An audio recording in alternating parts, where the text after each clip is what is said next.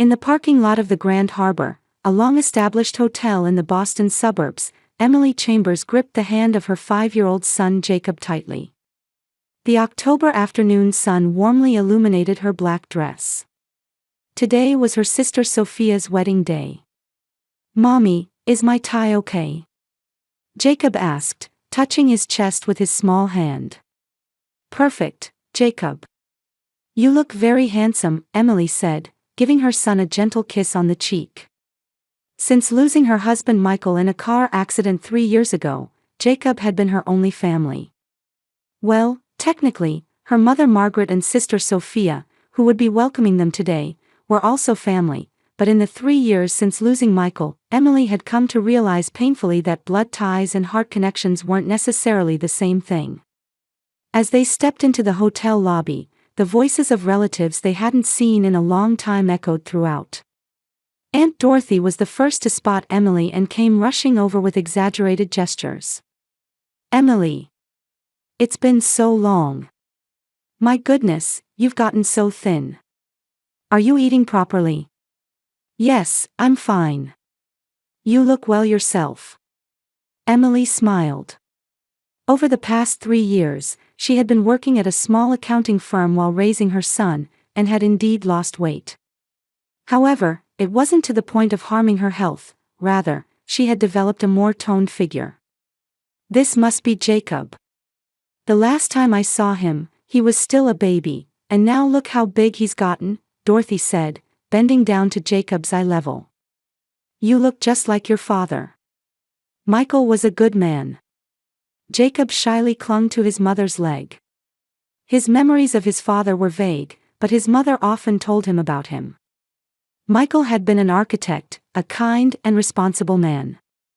Thanks to the life insurance he had left behind, Emily was able to continue working while raising her son.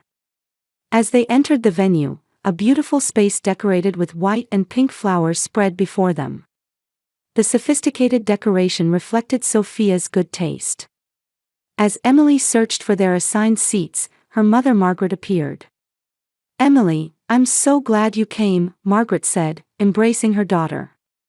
She was a former elementary school teacher who, after retirement, doted on her grandson Jacob. However, from Emily's perspective, her mother's expressions of affection sometimes felt excessive. "Of course, Mom. It's Sophia's special day. Jacob, come to Grandma," Margaret said, lifting her grandson. "I have a special toy for you." She pulled a toy car from a small paper bag. It was a red sports car. Can you imagine making $10,000 a month just from YouTube, all from home? That's exactly what I did with Reddit Stories. No face, no voice. Check the link in the description if you're curious. Jacob's eyes lit up. "Thank you, Grandma." Emily smiled watching her son's delight, but at the same time felt conflicted. Her mother constantly showed excessive interest in Jacob and frequently interfered with detailed advice about his care. She knew it came from love, but sometimes it felt burdensome. "By the way, did you tell them about Jacob's shrimp allergy?" Emily asked for confirmation, and Margaret nodded. "Of course. I've already informed both the wedding planner and the head chef. A special children's menu has been prepared, so don't worry." Jacob began immediately running his new toy car across the table.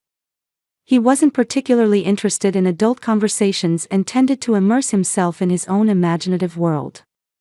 This was the same powers of concentration he had inherited from his late father.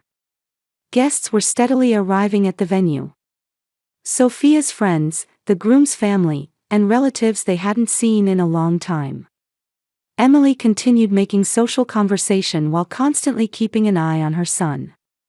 She wanted to make sure he didn't get bored and, more importantly, that he stayed safe. Since the accident 3 years ago, Emily thought she might have become overprotective. However, having experienced losing someone she loved in an instant, protecting her remaining son had become her top priority. Today was her sister's happy day. If they could just get through it peacefully without incident, that would be enough.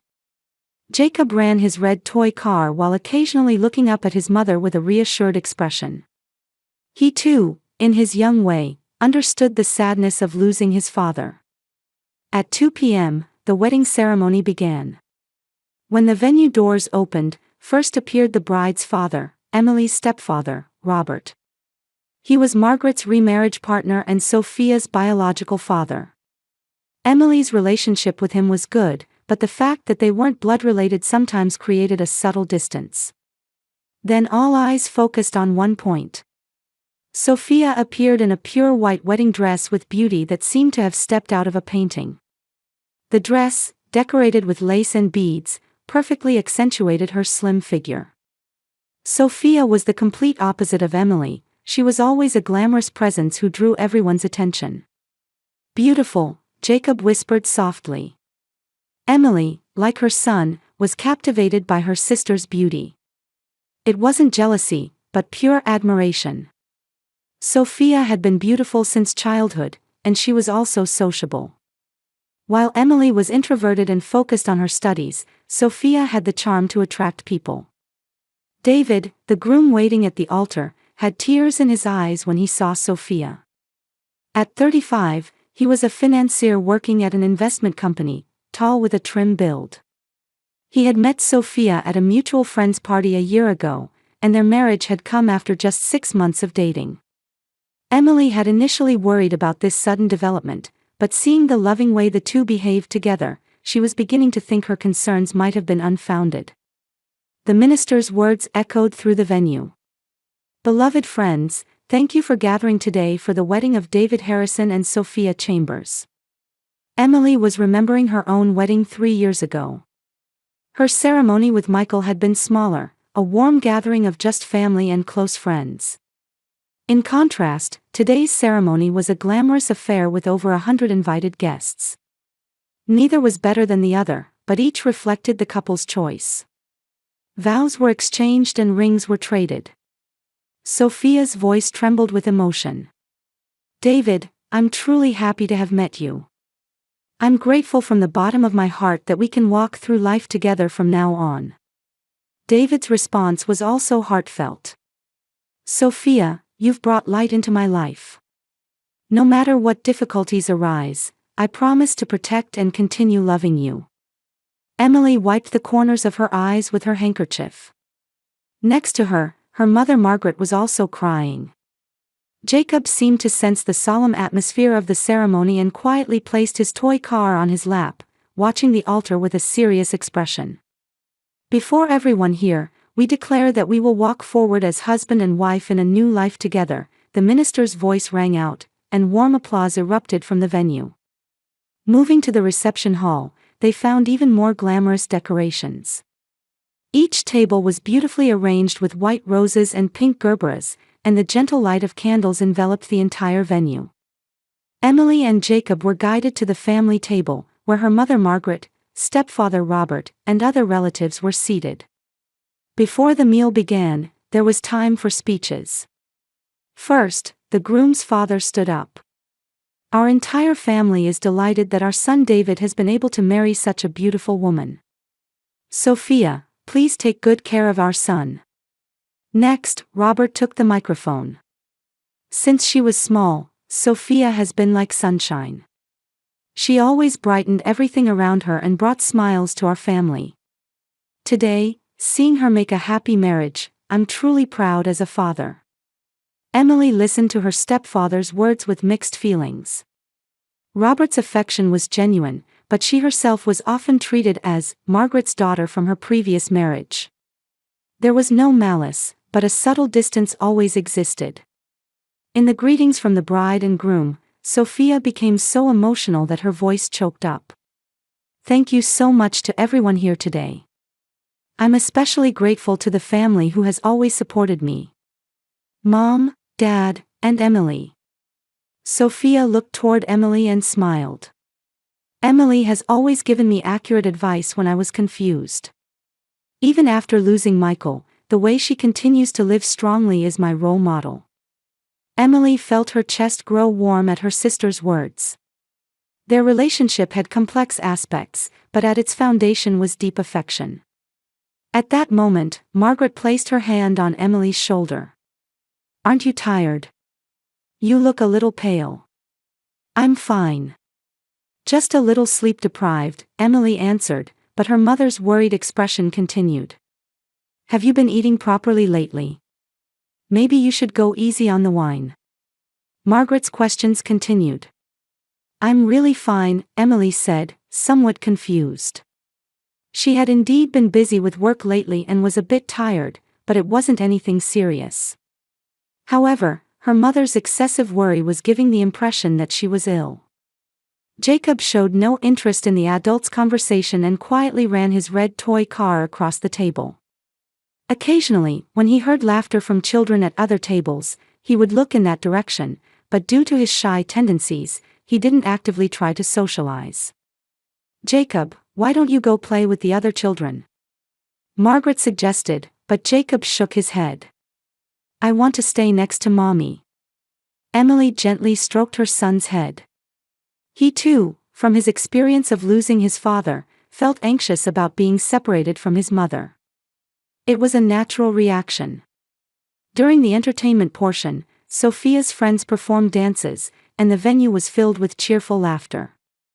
The bride and groom also joined in the dancing, and the guests applauded. Emily also clapped along with her son while watching her sister's happy appearance. However, her mother Margaret continued to worry about Emily's condition. Are you drinking enough water?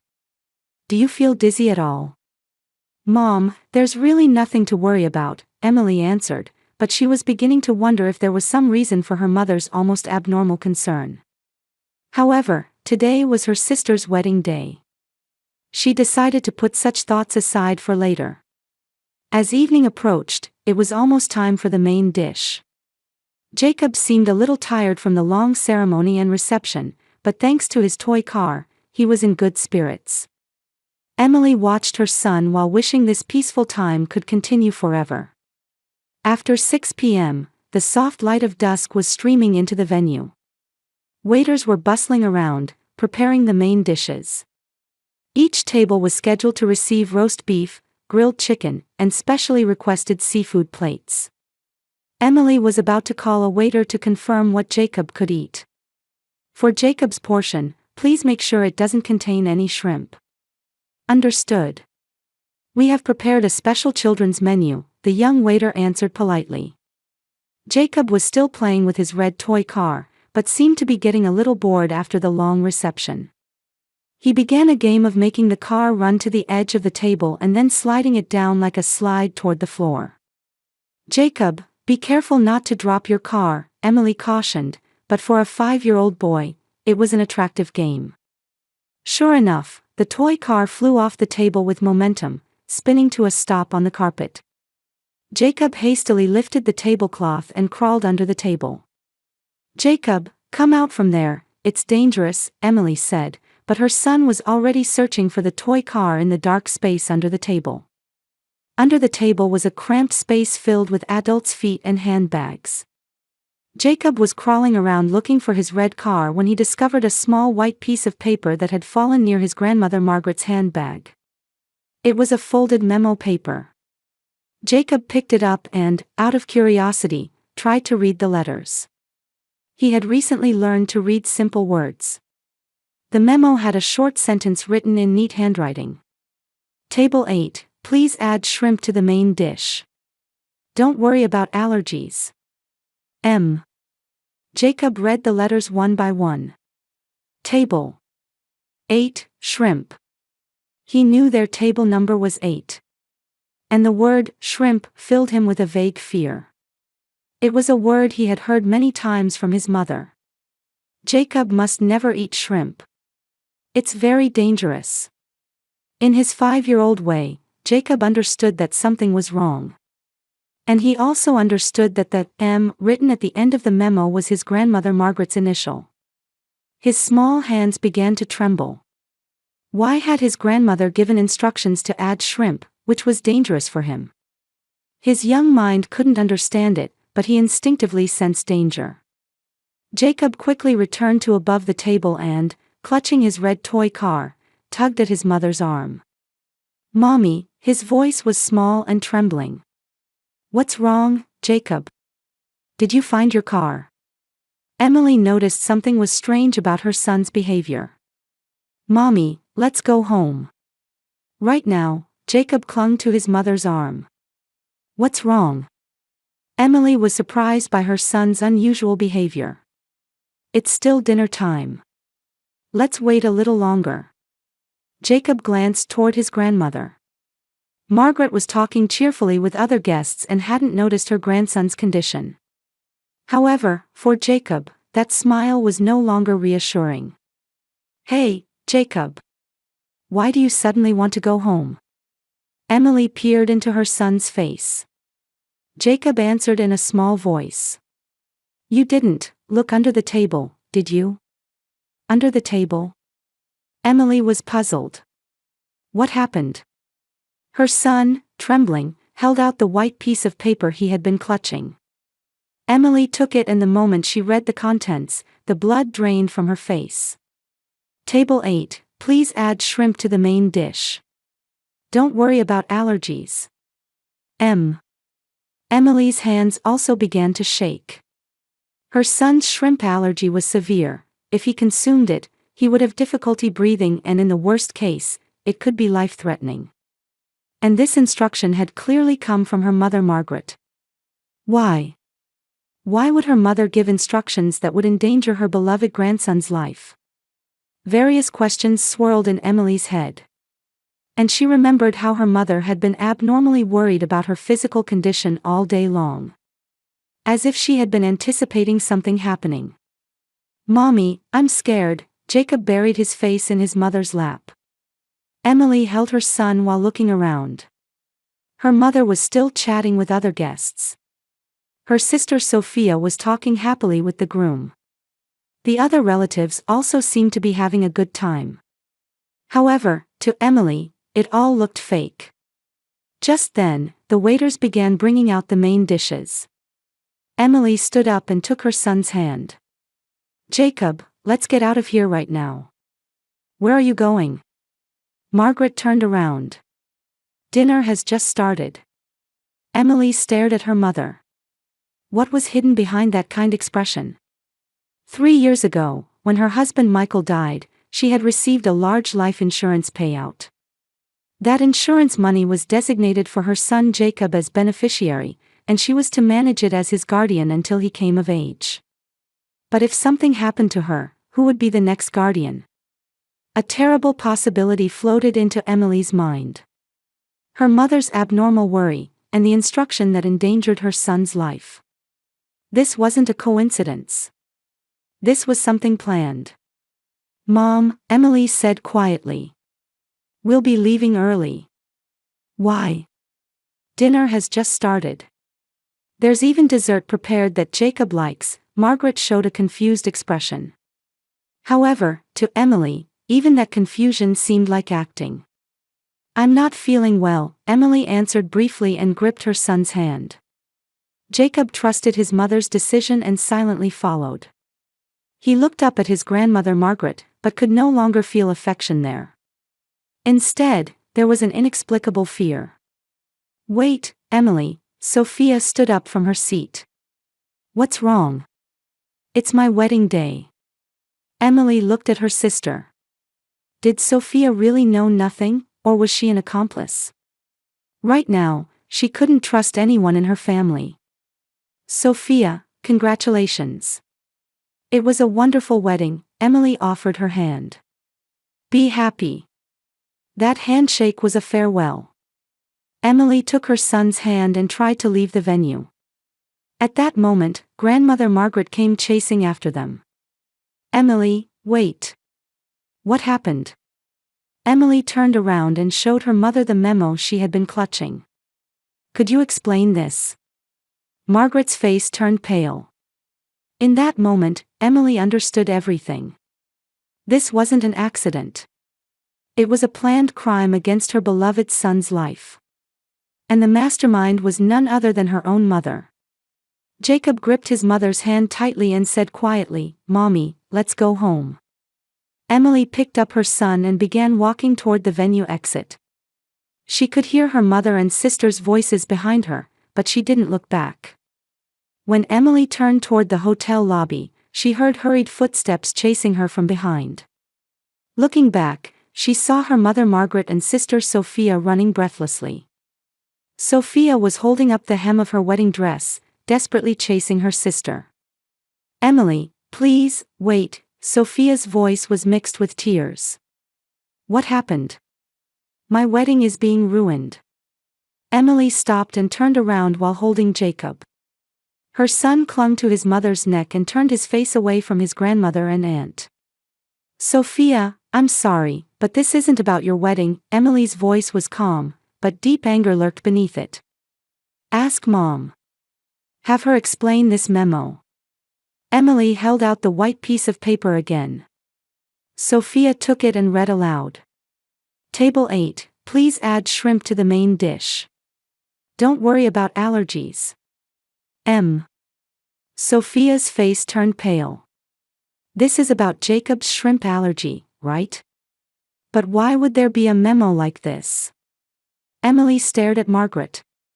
"Please explain. Why did you give instructions that would endanger my son's life?" Margaret was pressing her trembling hands to her mouth. In that moment, the mask of the kind grandmother fell away from her expression. The face of a cornered woman was there. "Emily, you're misunderstanding," Margaret said in a shaking voice. "I love Jacob. Why would you think I'd do such a thing? Then what is this memo?" Emily raised her voice. "It's in your handwriting, isn't it? The reason you were abnormally worried about my physical condition all day was because you knew something was going to happen, wasn't it?" Other guests in the lobby noticed the commotion and turned around. However, Emily no longer cared about the stares of others. Her son's safety was the top priority. "Mom, surely you didn't really?"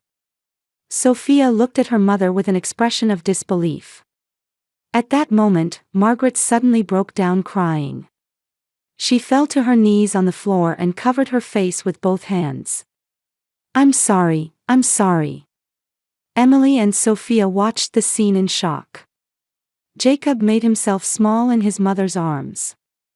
"I'll tell you everything," Margaret said through her tears. "But not here, somewhere quiet." In a private room in the corner of the hotel lounge, Margaret opened her heavy mouth.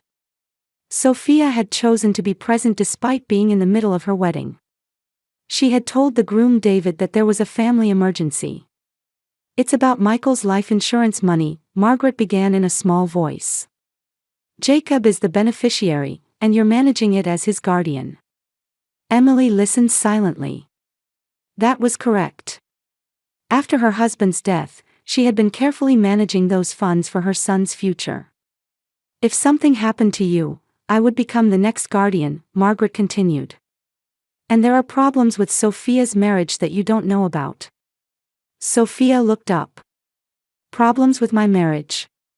What are you talking about?" Margaret stared at Sophia.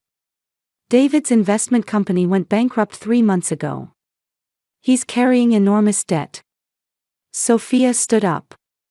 "That can't be true. David is a successful investor. I heard his company was doing well." "Sophia, sit down," Margaret's voice was exhausted. "David is on the verge of bankruptcy. And he came to me asking for help. As a condition of marriage, he demanded that I take over his debts." Emily was beginning to see the whole picture. "So if I died in an accident, you would become Jacob's guardian and could manage the insurance money. You would use that money to pay off David's debts and protect Sophia's marriage." I was cornered. Margaret held her head. "I wanted to protect Sophia's happiness. And David threatened me. He said if I couldn't pay back the debt, the marriage would be called off." Sophia collapsed into her chair. "My marriage was about money problems. David doesn't love me." "I don't know about that," Margaret answered. "But he was definitely in financial trouble. And he was targeting our family's assets." Emily held her son on her lap while thinking calmly. "So what was today's plan? After my son had an allergic reaction and was taken to the hospital, were you planning to do something to me too?" Margaret shook her head. No, not that far. Just while Jacob was hospitalized, I was going to slip you sleeping pills and make it look like an accident. You mean you were planning to kill me and make it look like an accident? Emily's voice was cold as ice. I was confused. I couldn't make normal judgments. Margaret continued crying. I just wanted to protect my beloved daughter's happiness. Sophia stood up. You were going to kill my sister and nephew for my sake. You thought that was my happiness. Sophia, you don't understand. You're being deceived by David. He's a man covered in debt who's targeting our assets. Then why didn't you tell me that from the beginning? Sophia's voice shook with anger. Why did you choose to kill my sister? Emily stood up and took Jacob's hand. That's enough. I don't need to hear any more. Emily, wait, Sophia pleaded. I didn't know anything. I really didn't know anything. I understand that, Sophia. Emily looked at her sister. But we're not family anymore. The moment Mom tried to kill us, everything ended. Margaret stood up. Emily, please. I made a mistake.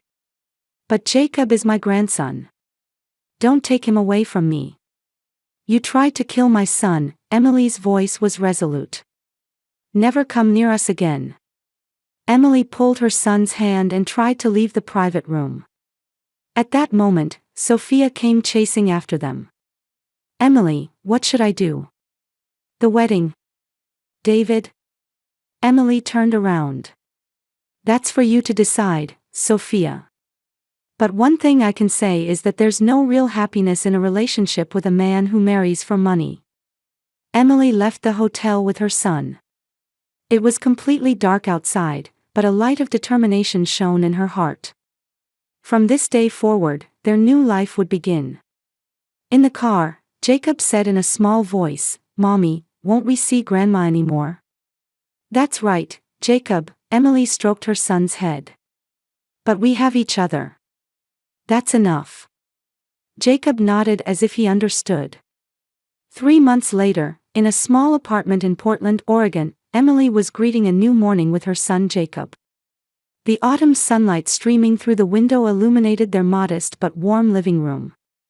It was a contrast to their luxurious life in Boston, but here there was peace more precious than anything. Mommy, can we go to the park today? Jacob asked while eating his breakfast cereal. Of course, Emily answered with a smile. Maybe you'll make some new friends. The decision to leave Boston hadn't been easy. However, Emily had no choice.